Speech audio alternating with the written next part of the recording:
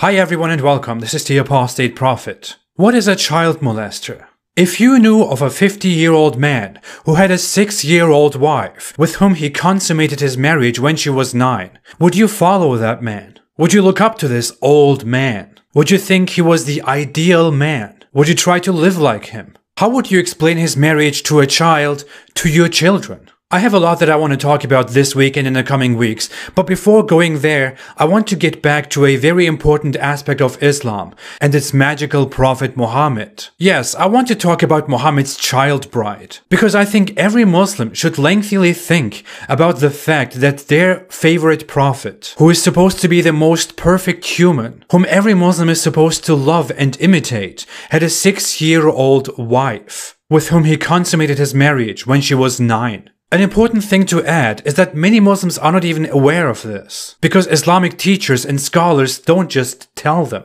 Although this is a very clear fact, it's mentioned in the same sources that teach you how to pray. That's why we should let them know. So please make sure to like and share this, as hard as it is. Let's listen to Aisha, the child bride herself. Aisha tells us directly how this happened. Narrated by Aisha.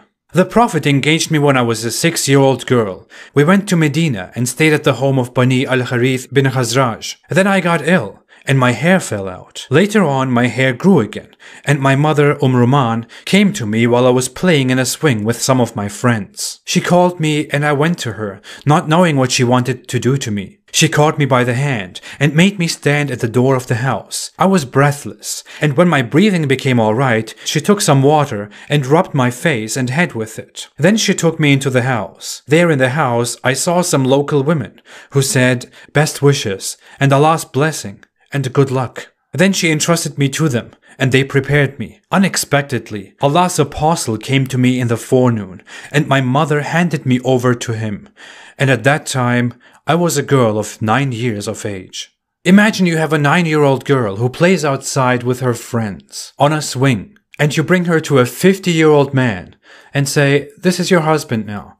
Good luck." Imagine you are a girl and your parents bring you to a 50-year-old man when you are at the age of 9. And you were 6 when all of that was planned, when you were engaged, sealed to that 50-year-old man. And later, when you are much older, you recount your story and you remember that you used to play with dolls in the house of your old husband because you were still a little child. But that old husband, who is revered as a prophet, also bathed you and practiced sexual practices on you when you were 9 years old. We find in several reports that Muhammad told her he saw her in a dream, which is why he married her. That sounds like something a modern cult leader would say. We have some saying that she was an immature little girl, Muhammad's immature little wife. She used to play with dolls while married to Muhammad, who used to watch them play with dolls and then go and have sex with her. And she recalls that Muhammad used to visit the house of her parents every day before they got married. Do you think he thought, looking at that little child, "This is going to be my wife"? And finally, we learn again that Muhammad had intercourse with her when she was 9, and he was in his 50s. What an amazing prophet, right? What an honorable, wonderful, great and wise man. What a perfect example to follow. It is an undeniable fact that Muhammad did marry Aisha when she was still a child, although some moderate Muslims like to deny it when they hear it, and like to cite secondary sources to explain how she couldn't have been a child. But number one, it was the absolute Islamic consensus forever that this marriage happened exactly as described. And this was only challenged within the last 2 centuries by unconventional Muslims, and non-Muslims of course. And 2, it is recorded in numerous sources that are graded as completely authentic by Islamic scholars. If you doubt these sources, you should also doubt the Quran, because we confirm the authenticity of the Quran based on these sources. You should also doubt the prayers and the fastings and so much more. Others like to find no fault in Muhammad marrying a child. They say Muhammad had to marry a little child because she would live long after Muhammad and tell his tale to the believers. It's odd that he needs to marry a child for that, instead of just having a child, or adopting a child, or just having young students who can deliver his story, of which there are plenty by the way. Fine, Aisha tells us about some very intimate stuff about Muhammad, but we don't need Aisha. Aisha died around the age of 70, while another wife of Muhammad, Salama, whom he married at a quite reasonable age, lived much longer than Aisha and was the last of Muhammad's wives to die. So there really wouldn't have been any need for Aisha at all. Also, Muhammad and the Quran were completely Allah's plan, who certainly wouldn't need to depend on a child bride. Allah could have made all of that happen much differently. They say it was normal back then to marry children, to marry girls at such a young age. In all other marriages of Muhammad and his companions, we see that people married at quite reasonable ages. Aisha was exceptionally young, and people explicitly remarked that. We also have no records, no supporting evidence that girls were usually married at such a young age. We only have Muhammad going around and asking people who marry older women why they didn't marry a young virgin so they could fondle each other. Looking at other cultures, we see that in ancient Egypt, the average age of marriage for a girl was around 14. It was probably similar in ancient Mesopotamia. In ancient Rome, 12 was about the beginning. These cultures are much older than Muhammad's Arabia. They say the life expectancy of people was very low, which is why Muhammad had to marry her when she was 6. Yet we see that women lived to the ages of 70, 80, 90, 100, quite commonly. Muhammad died at the age of 60. He was 50 when he married her when she was 6. He definitely didn't have to depend on marrying a child of his best friend Abu Bakr. But none of that matters anyways. Muhammad is supposed to be an example to all humankind, of all times. The living example of the Quran, of how Allah wants everyone to live. Everything he did is supposed to be of divine guidance